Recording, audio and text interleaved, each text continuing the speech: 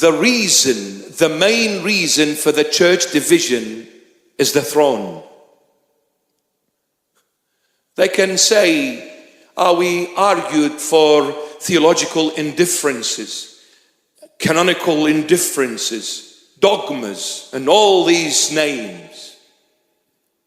My dear friend, you divided because of the throne. That's the main reason. Because you said your throne is greater than your brother's. You are more supreme to your brother. The throne made brothers become enemies. The Lord Jesus said the kingdom of heaven is like a little kid. If you want to remain in the kingdom of heaven, now the kingdom of heaven is on earth. Later it will be the kingdom of God. Heaven came down to earth to change earth to heaven. Then you are in the kingdom of God when you are truly heaven, not earthly anymore. If you call yourself a Christian and you're still chasing the world, you're still living in the flesh, you are still earthly. You haven't understood what Christ is expecting of you. You are not seeking Christ, you're still seeking your own intentions. If you follow the Lord, earth is not for you. As Christians, why do we fight over possessions, properties, positions? My goodness.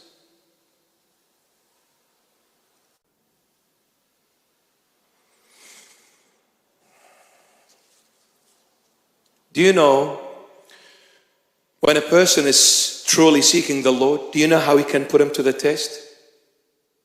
If they are seeking the Lord or not?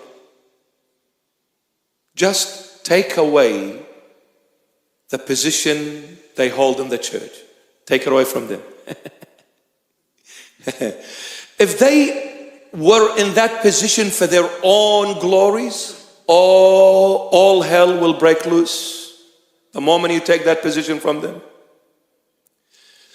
The moment you say to them one little kind of a hard word, a little bit hard with pepper in it. This woman was not a Christian, pagan, worshipping Satan.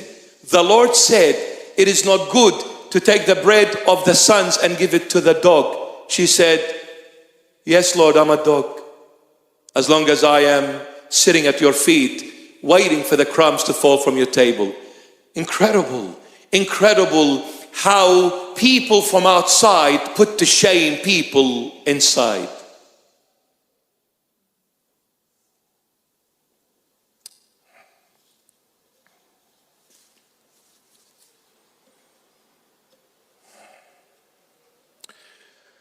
Maybe you've heard me say this. One day I walked into McDonald's. Old MacDonald had a farm, E-I-E-I-O. I walked into McDonald's many years back. I was a priest. I got hungry, okay? So I'm lining up to order my fish burger and chocolate sundae, baby. A young man pulls next to me, and he has a small glimpse at me, seeing my outfit. He said, "G'day, Father." I said, "G'day." He said, "Father, when I was a little boy, I was an altar boy in the Catholic Church. But you know how it is, Father. As I grow older, life is tough. So I'm homeless now. But I was an altar boy. My mom used to take me to church every Sunday. And I used to go up on the altar and help the priest, Father. But now I'm homeless. But you know one thing, Father?" I said, "What is it, my dear friend?" He said, "I'm here to order some food not just for me, for my other friend who's waiting for me, who's also homeless. But Father, let me tell you one thing. People are so judgmental. People are so harsh. People are so difficult. You know, Father, when I sit with my friend, people pass us by. Some make fun of us. Some tell us some nasty words. Some, when they want to give us money, they throw it in our face. But some of them are nice, but only few. And some totally ignore us as if we don't exist. Just pass by as if we are not there at all.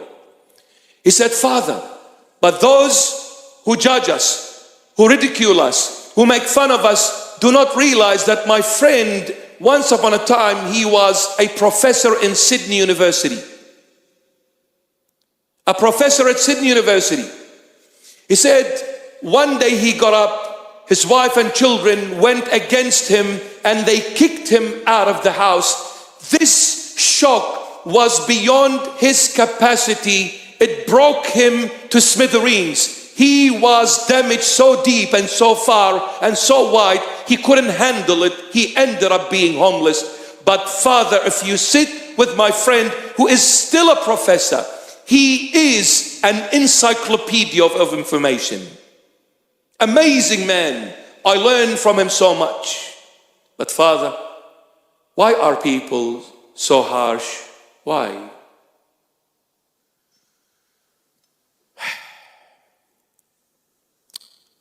He left me speechless. I couldn't answer him.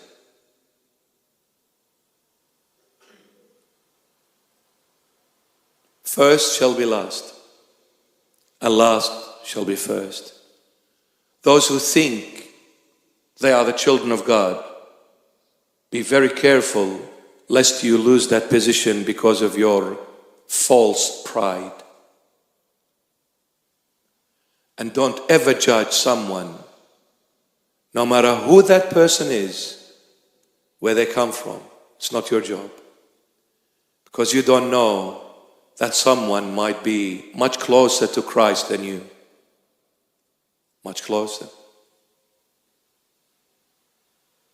We judge externally. Christ judges internally. And the only one who knows the heart fully, the heart of man fully, is God. And I'm definitely not. All of us are definitely not God. You cannot judge. Judgment is for God.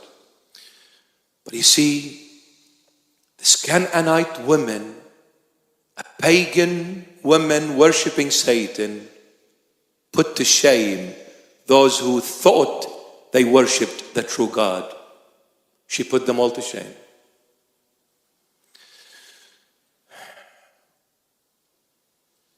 Ask the Lord not to make you materialistic. Ask the Lord to prevent you from chasing materialism.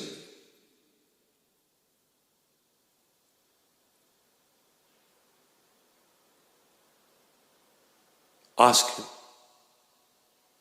Ask Him, my beloved. You have forsaken me for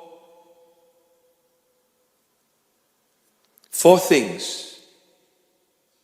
Number 1, verse 20. Deliver me from the sword. 1. Deliver me from the sword. My precious life from the power of the dog. Oh. Wow. Psalm 22 verse 20. Deliver me from the power of the dog. It is not good to take the bread of the sons and give it to the dog. Psalm 22 verse 20. Deliver me from the power of the dog. Number 2. Save me from the lion's mouth. 3. And from the horns of the wild oxen. 4. Sword, dog, lion, oxen. That's why I was forsaken on the cross for these 4 things. In a nutshell, you didn't come to my rescue for the sword, the law of God.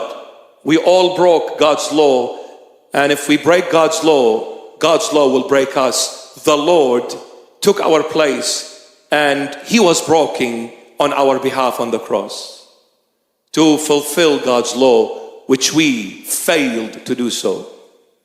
The lion grave. Everyone who died had a grave, and the grave was full of termites eating into that flesh and the bones of yours. But when Jesus came, the grave all of a sudden became empty. No more death conquering you. You conquered death through Christ who rose from the dead. And the wild oxen, hell and death. 2 horns. 1 horn is death and 1 horn is hell. But let's come and elaborate on the dog. My precious life from the power of the dog. In other translations, deliver my only one from the power of the dog. What is precious to Christ? Your life. What is precious to Christ? Your life. And who are you? The church. Who are you? The church. St. Paul says it in his epistle to the Ephesians. The church is the body of Christ, and Christ is the head. So you are that precious life Christ came for, to save, to deliver, to redeem. And he's saying to his Father, you have forsaken me for the sake of delivering my church from the power of the dog. I came to die for my church to be delivered from the power of the dog. What is the dog? I don't want to keep you here for too long, even though I'm always tempted to do so, because I love you so much, and the only time I am living is when I am sharing the word of my sweetheart, Jesus Christ of Nazareth, with his beloved children. That's my time. That's the only time I find myself. The most. Well, I find myself other times, but the most is now. What is the dog? The flesh. Represents the flesh. Now you'll say, where is the resemblance here? Did you know, my beloveds, and it counts kind of, this is going to sound a little bit kind of awkward, a bit, to hear. But it's a fact. I'm so sorry. Did I say something that upset this angel? Maybe he likes dogs or something, I don't know. A dog, when they eat something, it's a bit awkward, but it's a fact. A dog, when they eat something, they throw it out and they come back and eat it again. A dog eats, vomits it out, and goes back and eats what they vomited out. Not many animals do that, but dogs do that, and with pleasure. And they lick. That was tasty. Well, he said, Father, I'm willing to die on the cross for your children. I've established the church with my own precious blood. Deliver my church from the power of the dog, i.e., deliver my church from the flesh, i.e., from earthly matters. Where does the flesh come from? Earth. What is earth? Materialism.